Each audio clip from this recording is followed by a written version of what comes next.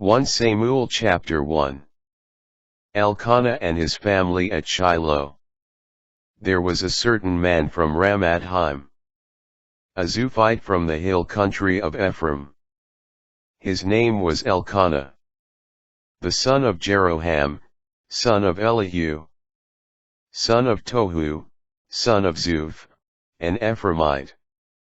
He had 2 wives, one named Hannah, the other Peninnah. Peninnah had children, but Hannah had no children. Each year, this man went up from his city to worship and offer sacrifice to the Lord of hosts at Shiloh, where the 2 sons of Eli, Hophni and Phinehas, were ministering as priests of the Lord. When the day came for Elkanah to offer sacrifice, he used to give portions to his wife Peninnah, and to all her sons and daughters. But he would give a double portion to Hannah, because he loved her, though the Lord had closed her womb. Her rival, to upset her, would torment her constantly, since the Lord had closed her womb. Year after year, when she went up to the house of the Lord, Peninnah would provoke her, and Hannah would weep and refuse to eat. Elkanah, her husband, would say to her, "Hannah, why are you weeping? Why are you not eating? Why are you so miserable? Am I not better for you than 10 sons?" Hannah's prayer. Hannah rose after one such meal at Shiloh, and presented herself before the Lord. At the time Eli the priest was sitting on a chair near the doorpost of the Lord's temple. In her bitterness she prayed to the Lord, weeping freely, and made this vow, "O Lord of hosts, if you look with pity on the hardship of your servant, if you remember me and do not forget me, if you give your handmaid a male child, I will give him to the Lord all the days of his life. No razor shall ever touch his head." As she continued praying before the Lord, Eli watched her mouth, for Hannah was praying silently. Though her lips were moving, her voice could not be heard. Eli, thinking she was drunk, said to her, "How long will you make a drunken spectacle of yourself? Sober up from your wine." "No, my lord." Hannah answered, "I am an unhappy woman.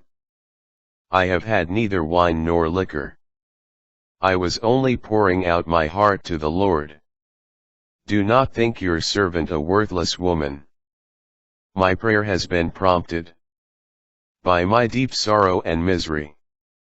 Eli said, "Go in peace, and may the God of Israel grant you what you have requested."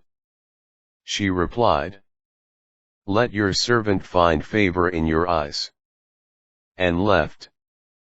She went to her quarters, ate and drank with her husband, and no longer appeared downhearted.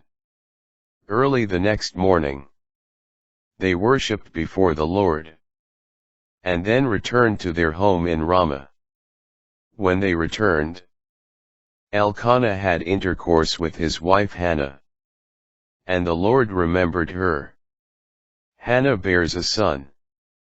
She conceived and, at the end of her pregnancy, bore a son whom she named Samuel, because I asked the Lord for him. The next time her husband Elkanah was going up with the rest of his household to offer the customary sacrifice to the Lord and to fulfill his vows, Hannah did not go, explaining to her husband, "Once the child is weaned, I will take him to appear before the Lord, and leave him there forever." Her husband Elkanah answered her, Do what you think best. Wait until you have weaned him. Only may the Lord fulfill his word. And so she remained at home and nursed her son until she had weaned him. Hannah presents Samuel to the Lord. Once he was weaned, she brought him up with her, along with a 3-year-old bull, an ephah of flour, and a skin of wine, and presented him at the house of the Lord in Shiloh. After they had slaughtered the bull, they brought the child to Eli. Then Hannah spoke up. "Excuse me, my lord. As you live, my lord, I am the woman who stood here near you, praying to the Lord. I prayed for this child, and the Lord granted my request. Now I, in turn, give him to the Lord. As long as he lives, he shall be dedicated to the Lord." Then they worshipped there before the Lord.